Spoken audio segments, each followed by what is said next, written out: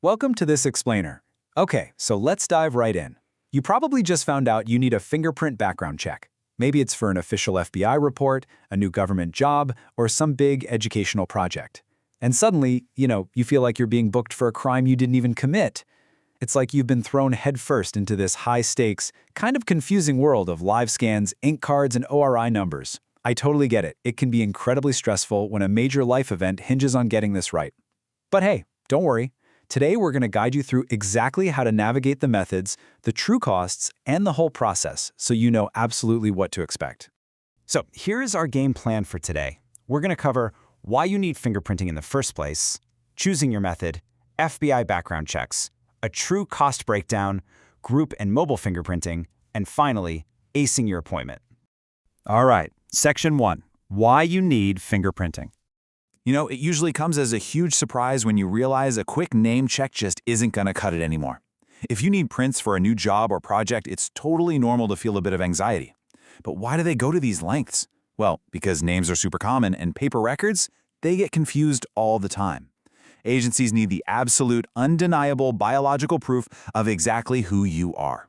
And it's no longer just top-secret government agents getting printed. Today, we are talking about healthcare workers handling sensitive patient data, educators, financial professionals, real estate agents, and even volunteer youth sports coaches. These roles carry immense trust, right? Which is exactly why agencies demand top-tier security before you even begin. Moving right along to Section 2, choosing your fingerprint method.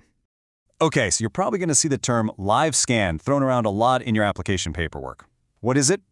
Live scan is simply the modern, inkless, and fully digital method of capturing your fingerprints electronically using a precision scanner. There's zero messy ink on your hands, and absolutely no mailing envelopes.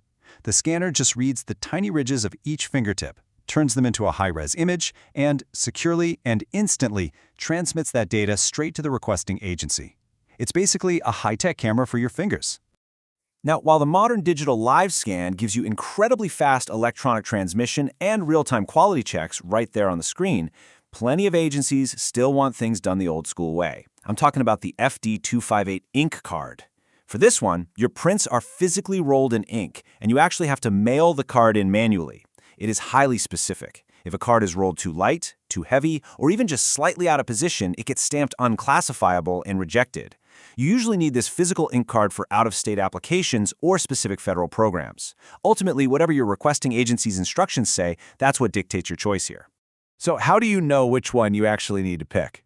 Here is your biggest actionable takeaway. Scour your agency paperwork. Seriously, read it closely. Look for an ORI number or a service code. If you see those, or a specific request for an electronic submission, you need a live scan. On the flip side, if the instructions explicitly ask you to mail a physical card, or they provide a mailing address to send your prints to, you're going to need that FD-258 ink card. Do not guess on this. Guessing literally means you might end up doing this entire process all over again. All right, Section 3, getting FBI background checks. Just to anchor us right off the bat, a premium FBI background check fingerprinting service generally runs about $125. Now, I want to reassure you about this number. I know it might sound like a bit of a premium compared to basic state services, but there is a very good reason for this specific price point, and it all comes down to the complexity of what goes on behind the scenes.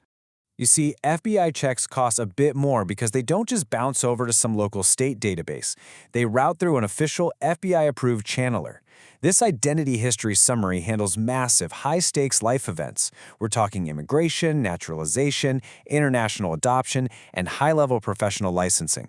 It is a highly complex routing process. And listen to this. On an FBI submission, if your prints aren't perfectly clean and classifiable, the whole submission gets rejected. A rejected print doesn't just mean you lose your processing fee, it costs you weeks of agonizing waiting. And if your report is heading overseas for, say, an international adoption, you might even need an apostille authentication later on, so careful capture here is an absolute necessity. Which brings us to Section 4, the true cost breakdown. Let's just pull back the curtain on pricing right now. Reputable providers will offer flat, transparent service fees, just like the ones we're looking at here. You've got $125 for an FBI check, $65 for a live scan, $49.95 for a rolled FD-258 ink card, and around $25 for an additional duplicate card, which, by the way, is often a really smart insurance policy if your agency asks for 2 copies. Now, please keep in mind, these are the base service fees for capturing and processing your prints. I really want to emphasize this. Always be aware that some state or federal agencies might tack on their own separate processing or government fees right on top of this. A good provider will always warn you about these upfront before you pay. I absolutely love this quote. The cheapest fingerprinting appointment is the one you do not have to repeat. This hits the nail on the head when it comes to the hidden costs of looking for bargain basement fingerprinting. A sloppy, unclassifiable print means your application gets bounced. You don't just lose your initial fee, you lose all those weeks the submission spent sitting in the system, you pay for a second capture, and you might even miss a crucial deadline or a brand new job start date. Trust me, doing it right the first time is the ultimate cost saver. Okay, Section 5, Group and Mobile Fingerprinting. If you are an HR manager or maybe a school administrator, coordinating fingerprinting for a dozen different people is basically a logistical nightmare, and that's exactly where mobile visits come in. Corporate HR, onboarding teams, schools clearing teachers, healthcare clinics, and nonprofits processing volunteers, they all hugely benefit from this. Instead of sending 20 people out individually to a facility and losing countless hours of productivity, a technician brings the equipment directly to your office conference room. They just work through your roster, capture the prints, and they're gone before lunch. It saves incredible coordination time for any group of 5 or more. Now, a super common practical question we always see is, well, who actually pays for this? Is it you, the applicant, or your employer?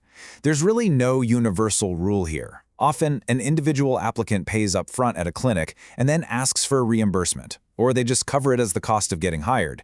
But with these mobile group visits we just talked about, companies usually step up and cover the cost directly, settling one single bill for the entire team just to remove any friction from the onboarding process. Finally, Section 6, Acing Your Fingerprint Appointment.